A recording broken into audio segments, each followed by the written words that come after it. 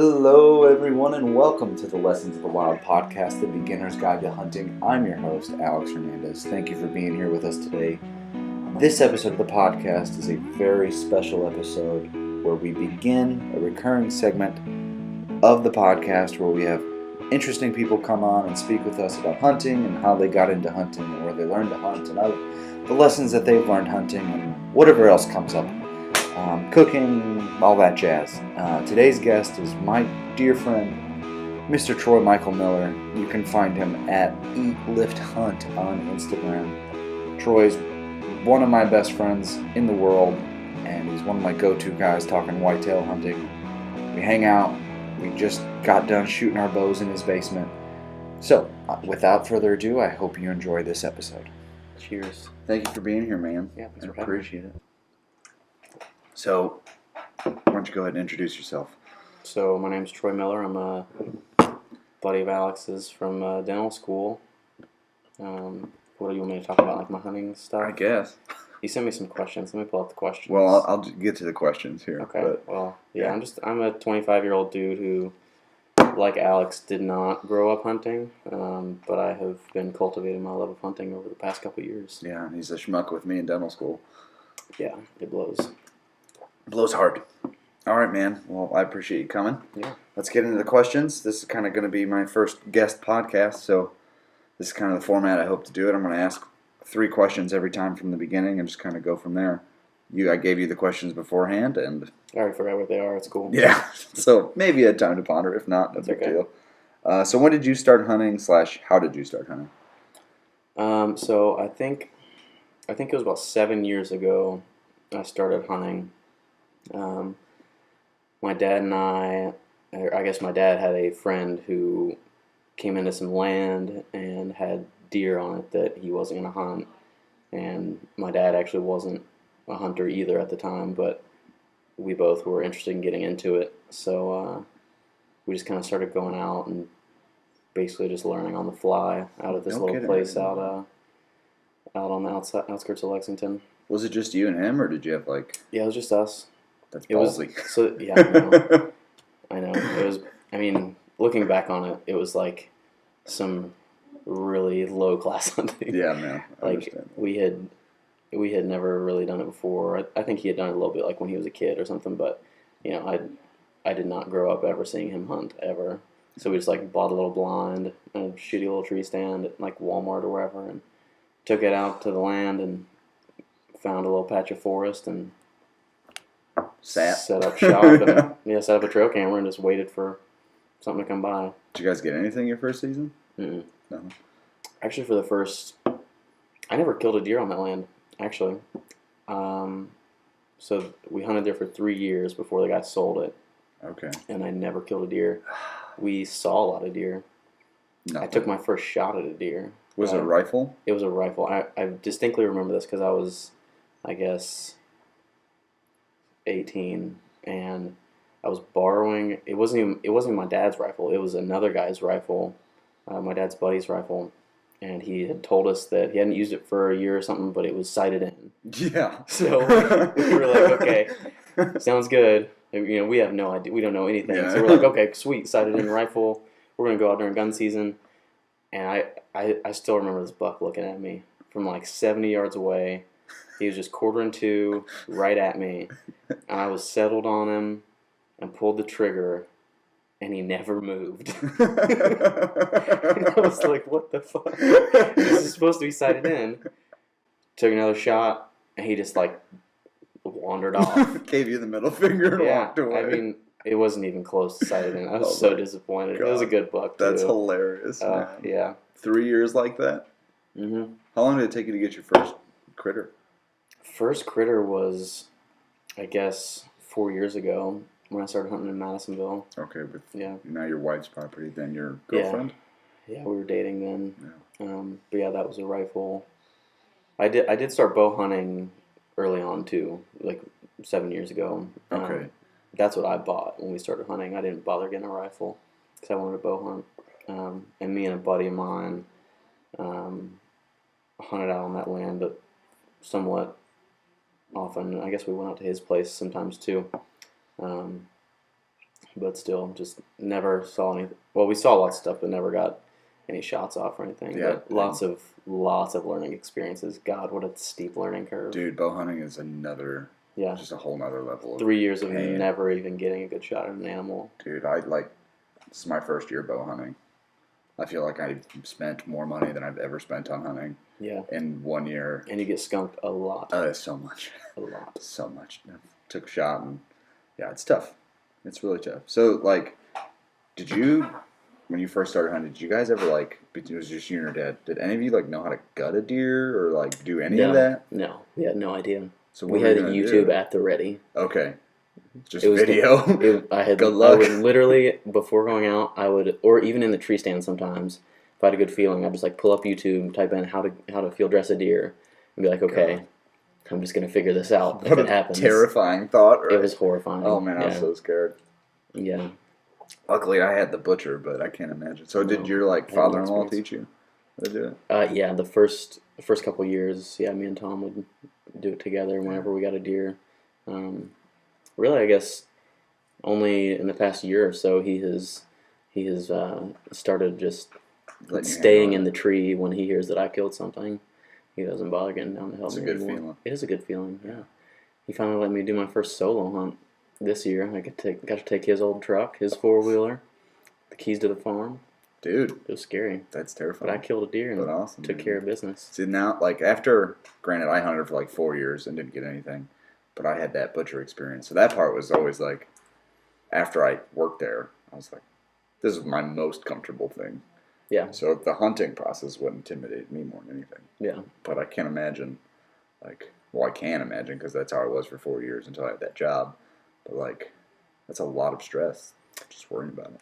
Yes, it is, especially when trying to not puncture the stomach. Yeah. It is a horrifying experience. We'll have to do, like, a gutting video this year. You know what I mean? Yeah, Yeah, for sure. Just because I have a lot of tips and tricks for it. I don't. Yeah, I'll show you some stuff. We got to get something together. I know. Hopefully, We really do. if the wife and I aren't leaving here, we'll get another hunt in. Yeah. If you're not too busy. But all right, man. Another tough Next question. What is the best piece of advice you've ever received as a hunter? Oh, these next two questions are easy. They were hard for a second. I was like, shit, these are going to be hard, but no. They're actually easy. Okay, cool. So the best advice is just be patient. Yeah. Because, like, all you see, like, when you watch a hunting show is, like, these guys go out and you sit there on your couch and watch them for 3 minutes and there's a deer in front of them. And then 2 seconds later, they've shot it.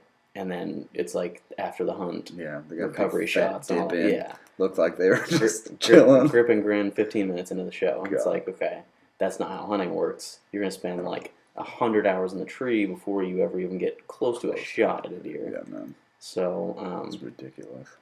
and I think patience is important in, like, the long run in hunting and in, like, short term. Like, when you have a deer run up on you, you got to be patient before you take a shot because it's really easy to get excited and take a shitty shot at a deer Yeah. just because it's like, oh, there's a deer in front of me, I want to shoot it before it gets away. And then at the same time, like, you need to be looking at the long term and be patient, as in, like, I might be going out 6 times this month and not see a single deer. Yeah, you might go years without getting one. Yeah. Like us. There's a lot of patience involved, and people don't really. Yeah. I didn't Think about realize what mistakes I was making until like 4 years in. Especially with whitetail, man. You're We just probably sitting still there. don't realize the mistakes that we're making. Oh, I had to relearn the same lesson this year, man. Like about staying still. I'm so fidgety. Luckily, I was in like a blind that had like cover up to my shoulders. Cover is so clutch. Oh, man. Oh my gosh, Like being out in the open on a stand, I don't know if I'd be successful. it's hard. Like- I mean, I feel like that's only. Well, I shouldn't say only realistic, but it's more realistic to do the kind of more exposed stand when you're like going out at 3 p.m. and it's gonna get dark at 5 and you Yeah. gotta sit there for 2 hours. Yeah, I feel like I can be still that long, but when it gets to like hour 4, I need to move around. yeah, my blood's pulling and Yeah. gonna get a blood clot. Yeah. Yeah, real bad. Luckily, I hunt, like where I hunt, they have the big double stands, you know, like 2 people. Yeah. And they put that leafy... The butt buddy stands. Yeah, yeah, exactly, yeah. The butt buddy Because they're not really 2 people stands. It's- If you're it's butt like- buddies, then you're then good it's to a go. 2-person stand. Yeah, it's my fat ass fits in one, and then Yeah. like maybe my wife could be in it. Yeah. But like they have the like I don't know what that leafy camouflage. You know what I'm talking about? Yeah, like It's the ghillie suit stuff. yeah, but Yeah. they have that on there, so I'm pretty covered. But Yeah. like, I stand up, I move around all the time. It's such a terrible habit, but God, I hate sitting that long. That's why I want to get out west because I'm just sick of sitting. That's fair. Sitting and sitting. That's fair. And sitting some more, and then not getting a fucking thing. So we'll have to do it some more though. All right, last big 3 question, and then we'll move on to some stuff.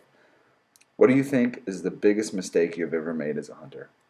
Not being patient. Yeah. I mean, same thing from long term to short term. Whether it's getting frustrated after several hunts of not seeing anything, or taking a shot before I should, and putting a bad shot on a deer. I've done all of it. Yeah. And I consider myself a patient person, but man, that adrenaline rush hits you, man. Yeah, it really does. Game over. It really does. Really game over. Yeah, you gotta seriously just sit on your hands sometimes. Dude, I never realized how many thoughts can run through your head in that instant. Like I've had legit panic, conversations with myself, and it's a panicked, rushed but I can remember the thorough thoughts I've had right before I effed up, and effed up bad. Like wounding my doe. Like should I take the shot? I don't know. Maybe she's look good. This might be my only chance. I don't know. What's going on? Fuck. Yep. Yeah. Yep. Lots of that. Been there. Lots of that. For sure. Yeah, man.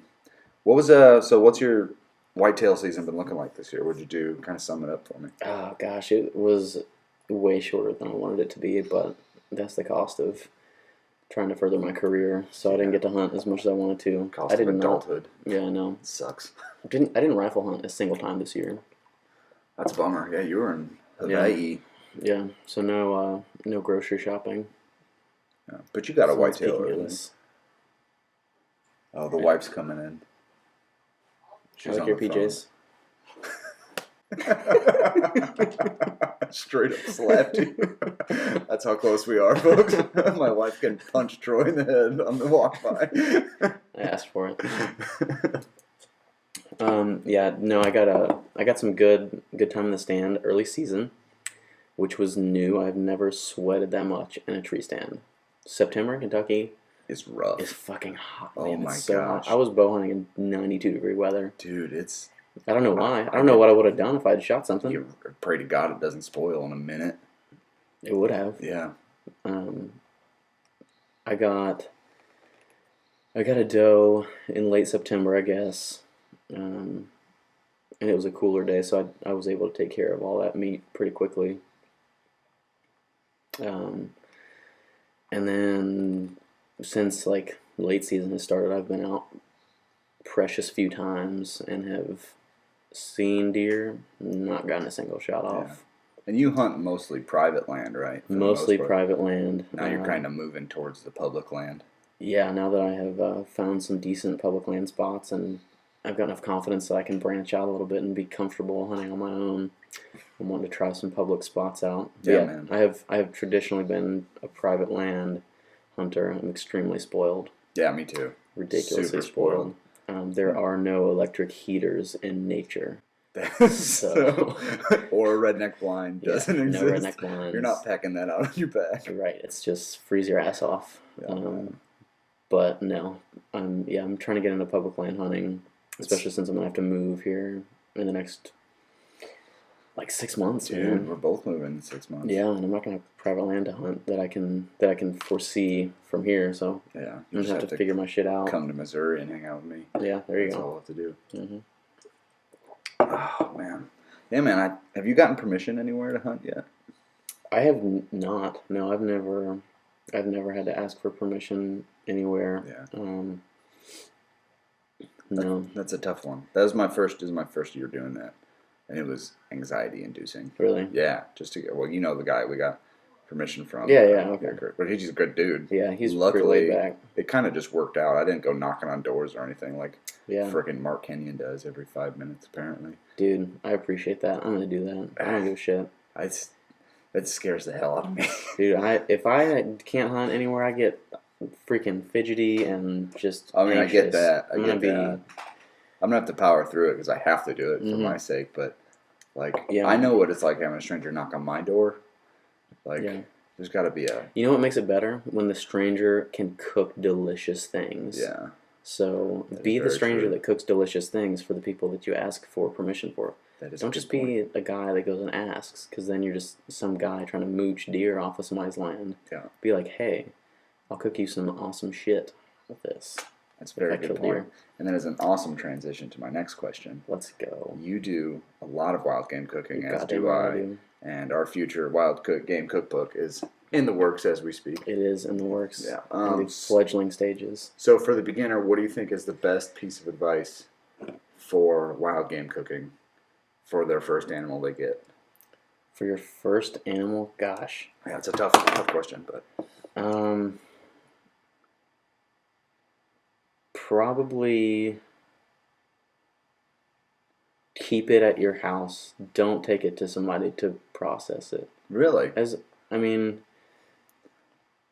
I don't know. I've just had bad experiences with processors. Just like not good experiences at all. yeah, And there's a certain like primal sense of satisfaction when you're the only person that has touched that animal from the time that it dies to the time that it's served to your guests. And it's like it's very satisfying for me. So even if you can't cook for shit and all you can do is, bread it and fry it, if you're the one who's gonna do it at home, it'll bring you like some satisfaction. that's a good piece of advice. Yeah. And now, how did you learn? Did you just YouTube it like crazy? I know I kind of helped you out towards the end there, but there was 7 years. Yeah, so yeah, you have been a good resource. My father-in-law is a wild game cook, and I think he's probably always wanted someone to come along who he could bounce ideas off of. So we've really enjoyed doing that together. And then also just wild game cookbooks. Like anybody who follows hunting stuff on Instagram is going to know who Steve Ranella is. Yeah. Hank Shaw. Dude, Those Hank cookbooks Shaw. are freaking clutch.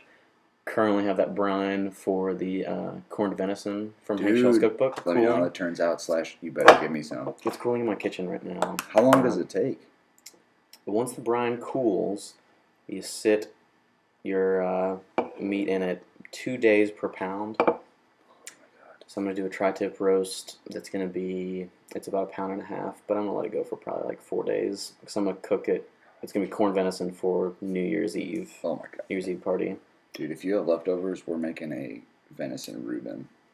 We're probably going to do a venison Reuben dip. Dude.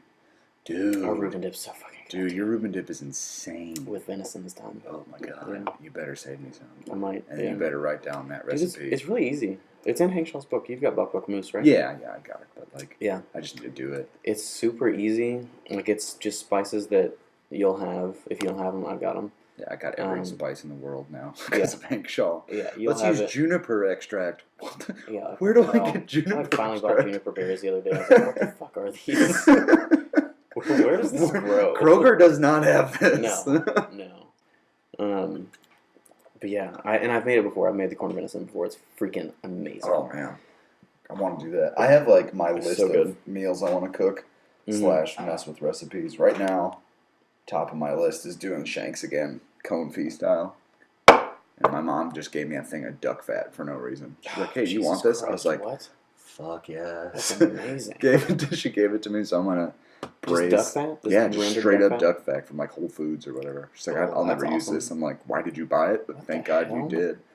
So I'm gonna cook shanks in that for That's awesome. 18 hours. Then I want to do. You ready for this? Do venison tamales. Oh my god. Yeah, I'm gonna get weird. We need to hook up for a double date cook night. Yeah, again. So I can cook Dude, something. the last one was solid. It really was. Your dove, I really liked your your braised dove, man. Yeah, dude, you could braise a dog turd and it would be good. I For sure. think you're right too, man. Braising Guinness, you can't mess that up. Man, dude, that Guinness it's so sweet, It's good. gravy like. It's good stuff. It Yeah. was delicious. I got a dickload of duck breasts in my freezer that I need to do something with, so I'll prepare Let's do something something. duck related next time. Because I've never had wild duck. Oh man, it's so good. I know. I need to shoot one.